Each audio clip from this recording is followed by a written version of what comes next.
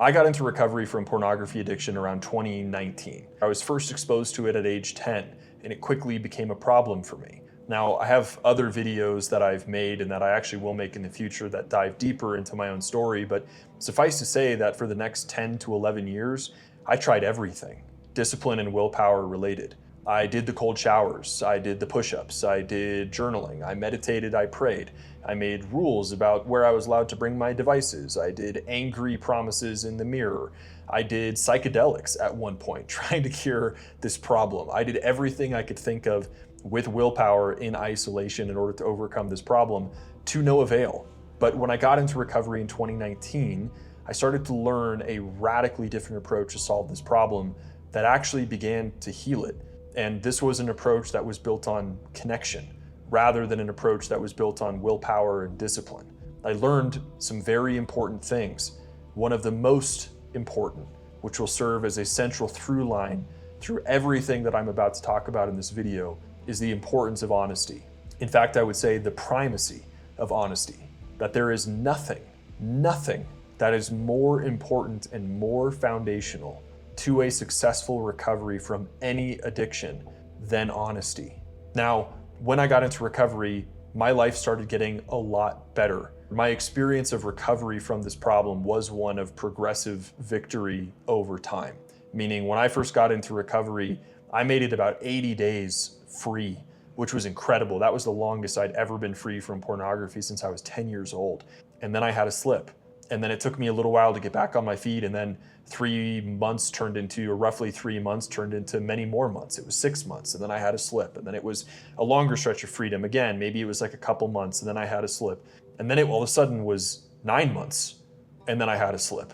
And then I had a little bit of time where I was struggling, and then all of a sudden I put together almost a year sober, and so on and so forth. That was my journey of recovery from this problem, as it is for so many people. In my experience, about 95% of people in recovery from this problem will experience their recovery as a journey of progressive victory over time.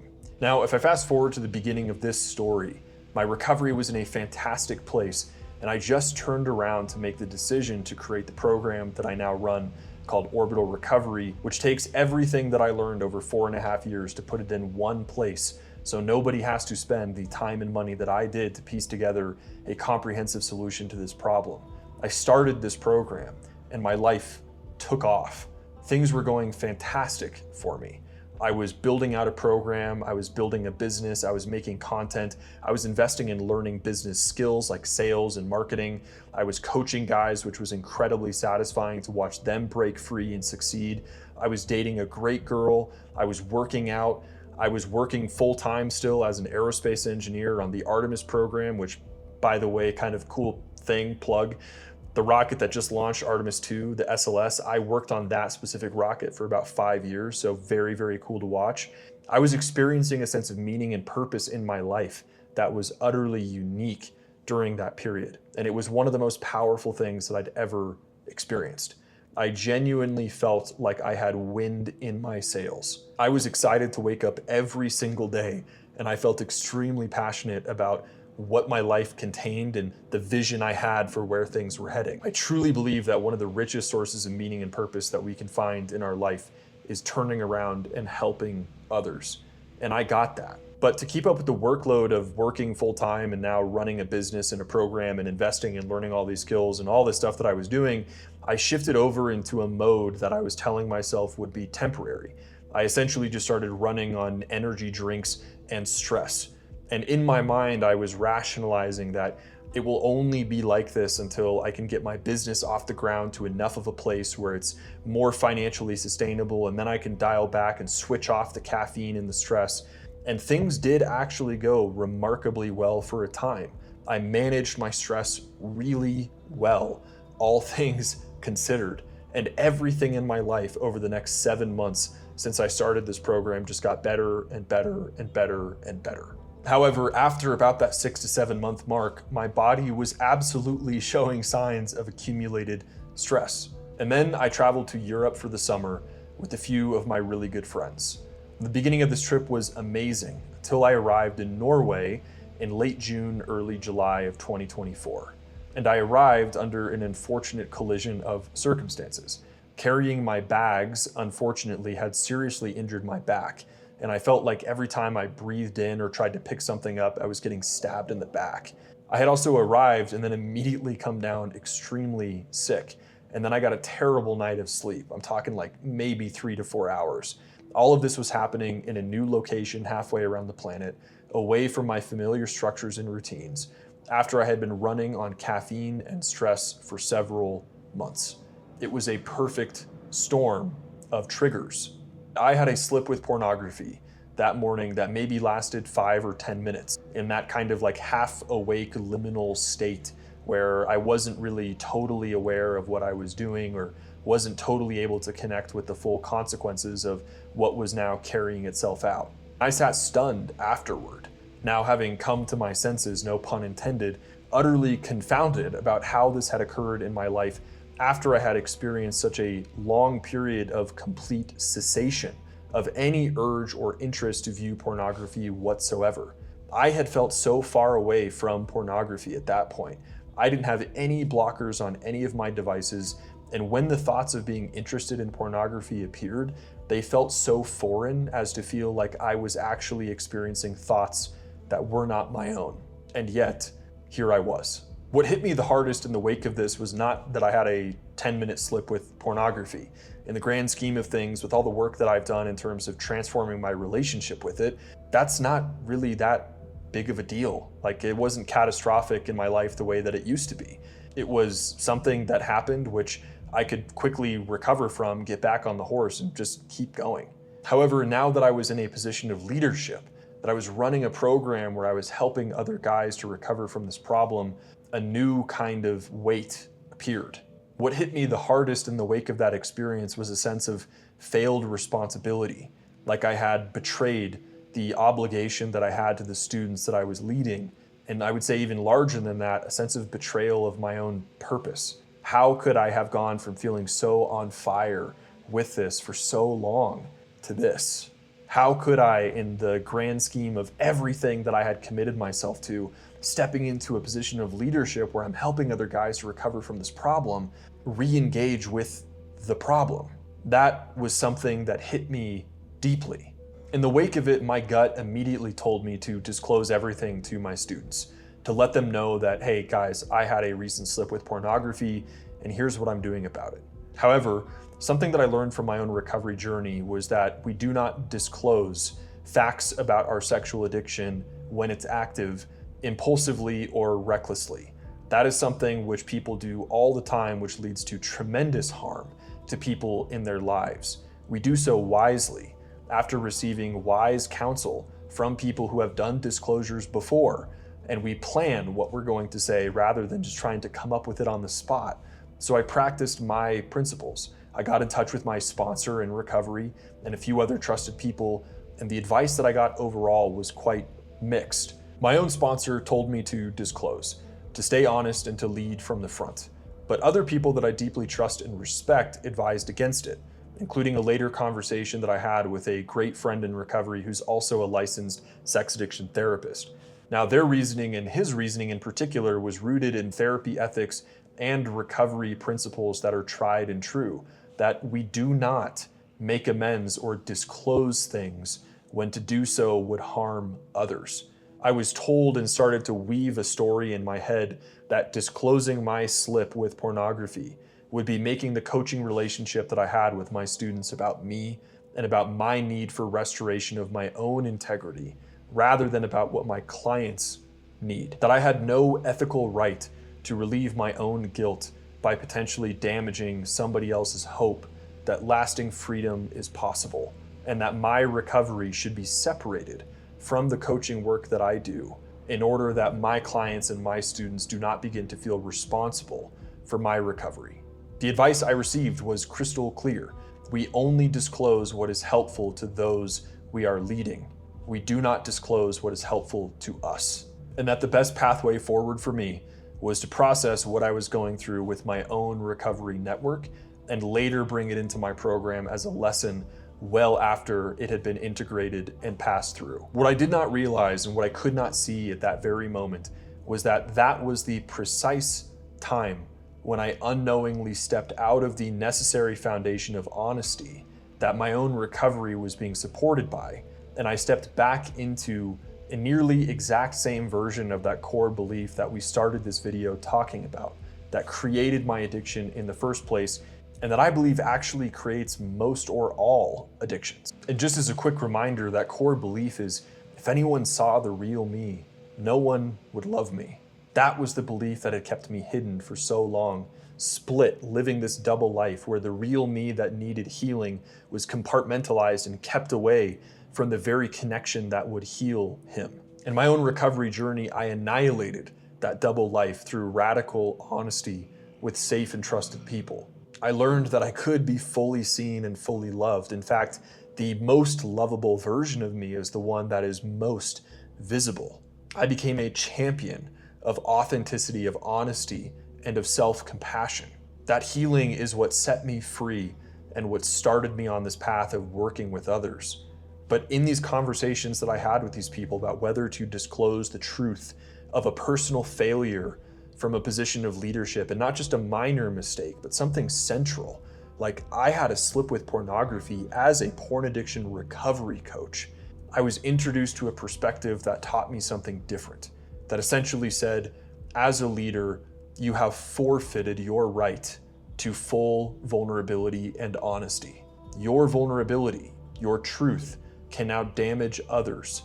And being vulnerable, telling the truth, is now both selfish and destructive to the people around you. And in that moment, I decided to withhold the truth. And a new version of that core belief that we just talked about formed without me recognizing it. But this time, instead of about being loved, it was something different. And this is the part that I really hope you listen to. Because regardless of whether you encounter this on a journey of recovery from porn or something else, this is really a lesson about leadership. Because here was the belief: if anybody saw the real me, it would result in harm. Different mask, same outcome, same isolation, the same dark compartment where the most important, the most vulnerable part of me, the most real part of me, could no longer be seen. My addiction began built on a foundation of fear of being vulnerable, a fear of being vulnerable to protect myself. I didn't want you to see what was real about me because of what would happen to me, of rejection or abandonment or something like that. But I now stepped into a new version of that belief that I would not or could not be vulnerable, not to protect myself, but to protect others. And this is the lesson that I want everybody watching this video to internalize. It does not matter why you hide. The reason can be selfish or selfless. It can be cowardly or it can be noble. The compartmentalization of the truth, the withholding of what is real from the people you are responsible for leading, produces the same result either way. You cannot split yourself into a version people are allowed to see and a version that stays hidden in the dark for any reason and remain a psychologically and spiritually whole and healthy person. A double life is a double life is a double life, regardless of what justifies it. And from that single decision, everything in my life began to deteriorate. The double life caused me to feel internally disconnected and inauthentic. I lost this feeling of being on fire. The wind in my sails had been removed. The passion and purpose that was filling my days began to go quiet and was replaced with something more like survival. Despite practicing all of the tools that had been effective for me for so long, despite being honest with my own recovery network, despite being honest with my own therapist, despite being honest with the friends in my life, the feeling that I was hiding something extremely important from the people that I most needed to share it with created a weight that I now had to carry that got heavier over time that I could not put down. Now, out of this fear that me putting this weight down would cause the people I was responsible for leading to pick it up. The stress I was experiencing then began to turn into burnout and depletion. The emotional disconnection deepened. Degree by degree, I slowly stopped taking care of myself as I got progressively more exhausted. No longer fueled by purpose, I only had stress and caffeine remaining. I watched this slow contraction, this slow car crash begin to happen in my life. And yet everything that I was doing did next to nothing to stop this slow progression from moving forward. I can now see that honesty, and honesty alone, is the foundation upon which everything that I loved and everything that I had been given was built. It was the very thing that had enabled all of the subsequent tools and recovery practices to work.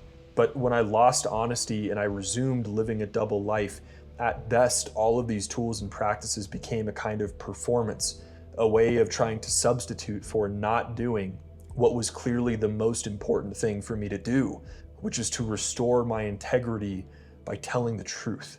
And when I lost this honesty, I began to lose everything else that was built on top of it. My foundation of rock turned into a foundation of sand, and the house that I had built began to crumble. Over the subsequent 19 or 20 months that leads us up to today, I then had a handful of slips with pornography. I do not mean to say that I've been continuously watching pornography for the last roughly 18 to 22 months or whatever, because I certainly have not. However, I was never able to reestablish stability in this pocket of freedom from the urge and the compulsion where I was at when I started my program. When pornography did reappear, I didn't experience the obsession with it the way that I did before. But every couple months, an urge would hit me in a way that would feel like it slid me into this alternative state of consciousness, this Dr. Jekyll into Mr. Hyde moment, only followed by me waking back up with this repetition of this experience I had after the first slip of what in the world have I done? Each slip compounding the secrecy and widening the distance between who I was in front of the people I was responsible for leading and what was actually happening inside of me. And all the while, I was helping the men inside of my program to achieve astonishing results. The program was doing exactly what it was designed to do. Men were getting 3 months, 6 months, 12 months, a year and a half free from pornography. But instead of fueling purpose for me like it did before, it just added weight to this cognitive dissonance that made it even heavier. Because I could see the model that had broken me free at one point, now breaking others free, while watching myself fall further out of alignment with it.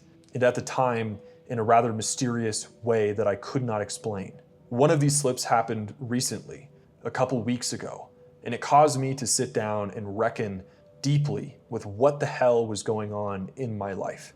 I sat down and I did my own version of the reflective exercises that I give the guys in my program to go through if they have a slip in their recovery. And that's when this insight about the new version of this core belief began to take shape. And I want to walk you through what I began to see.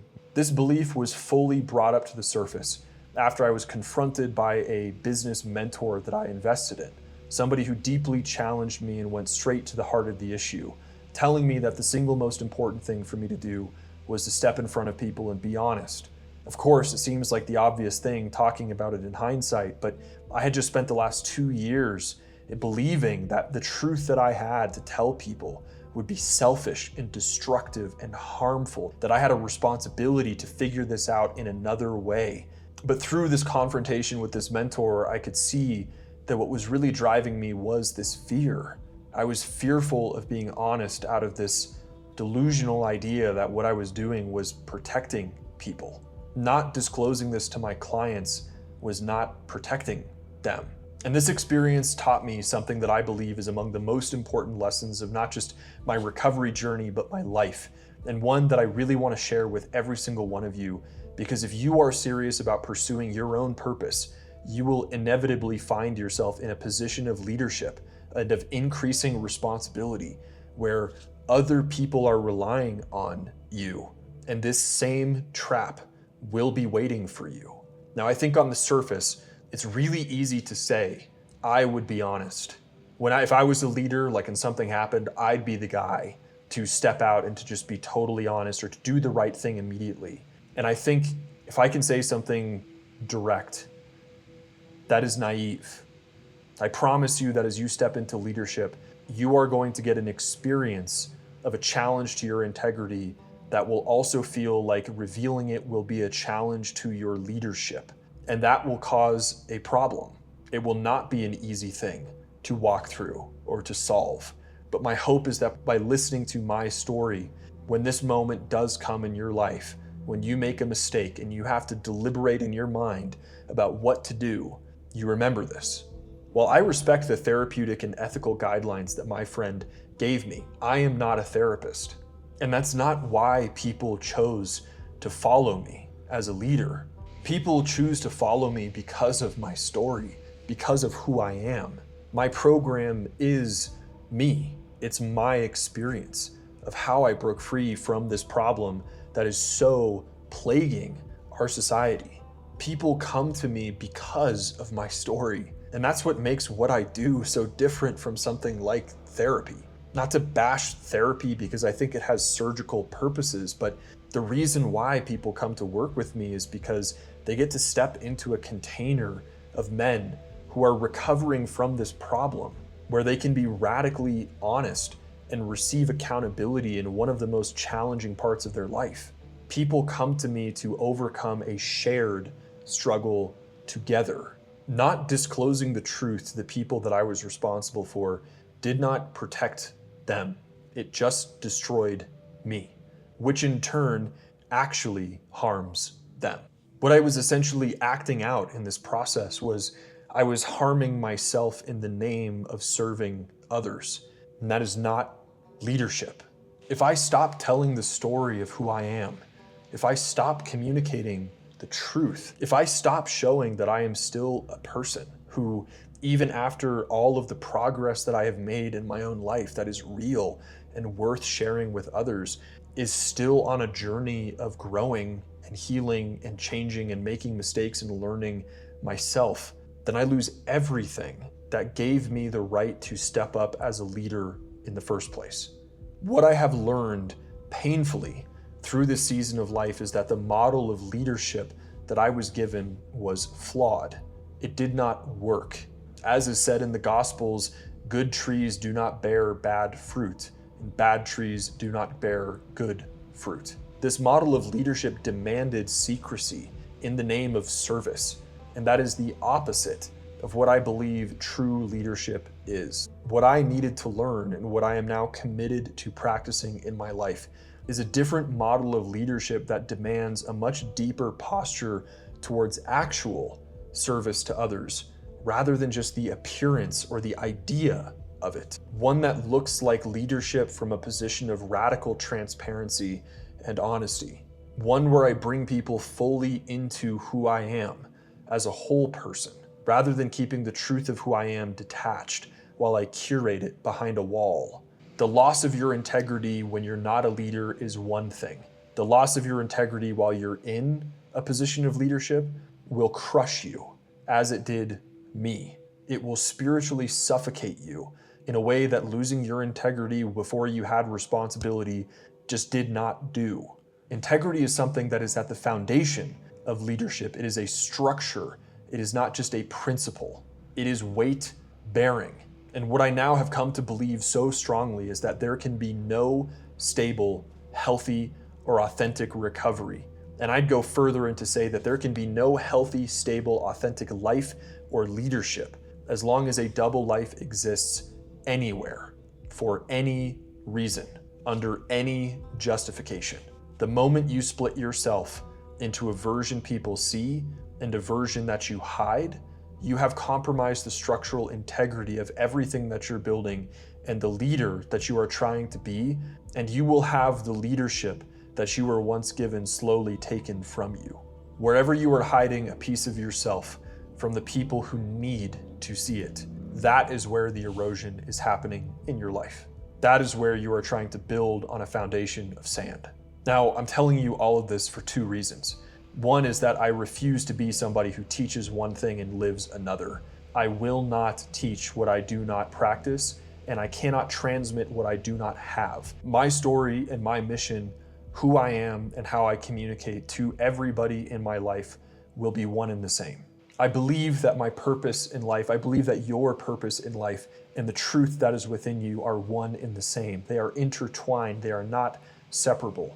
And without the courage to live the truth, to speak the truth of what's going on with us, we cannot access the fullness of meaning and purpose in our life. I believe that God, as I understand God, the highest possible good is the truth. And honesty is the way that I commune with that truth. It's the way that I connect to the source of my life. If I am unwilling to be honest, I am disconnecting myself from the vine of life.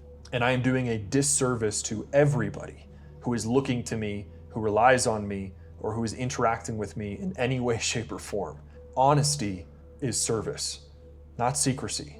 That is the principle that I will be practicing living out from here forward.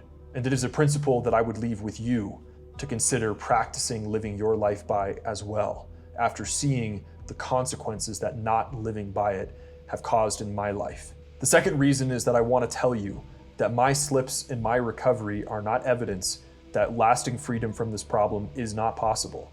I know many people, the least of which is my sponsor, in my own journey of recovery who just passed 4 years continuously free and abstinent. I've got a student in my program who just crossed 18 months, who got married in December. I've got another student who's crossing a year, another one who crossed a year 13 something months earlier this year.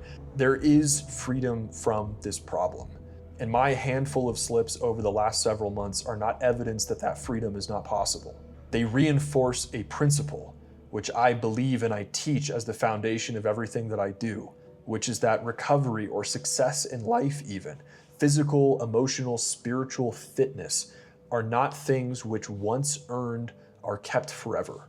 Recovery, being a healthy person, is a daily reprieve, as the 12-step programs say, granted to us on the basis of our emotional, relational, and spiritual condition. The reason why I slipped is because I accepted a well-intentioned invitation to step back into a double life, and I lost the integrity and the honesty that serve as the foundation of everything that follows. It was by stepping out of alignment with the foundational principles, no matter the intention, that I got into the situation I got into. Not because the principles themselves were wrong, or because freedom as a result of following those principles is not possible. Quite the opposite, I would say. If you are watching this and you are living that double life, if you are carrying a secret, something about yourself, if it's a pornography addiction or things associated with it, things that you've done, things that you never thought you would be able to tell another person for as long as you live, things that you believe would either lead you to getting rejected or would cause harm to other people if they were to be seen. I want you to consider the possibility that the hiding is doing more damage to you and to the people around you than the truth ever could. That the weight you are carrying to protect yourself or to protect other people is what is slowly crushing you. And that the one thing that you need most is probably the one thing that you least want to do, which is being able to be fully honest about the full truth of who you are. I'm going to say this because I love you. I'm going to say this because I care about you.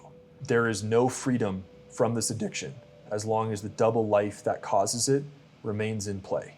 You do not get to recover from this and keep your secrets. Your secrets are what is making you sick, and you will have to choose one or the other. Freedom or your secrets. Now, do not go disclose that to anybody. These are secrets, these are truths about who we are that we share only with trusted and safe people who would understand. No more double lives, anywhere, for any reason. That is my commitment. And if you're a man who's been hiding, who resonates with what I'm describing about the double lives or my experience, and you're ready to follow suit and to step into integrity, to get help from this problem, to connect with safe people who understand, who can help you, because they're farther along this journey of recovery than you are, and many of them have broken free, from whom you can receive support, advice, accountability, and mentorship directly, then I want you to go down into the description below and click on that link and book a call with me. Not because I have it all figured out, because I don't, but because I've been where you are. I know the way through, and I refuse to walk it alone, and you shouldn't either. I hope you got some value from this video. I'll see you in the next one. Peace.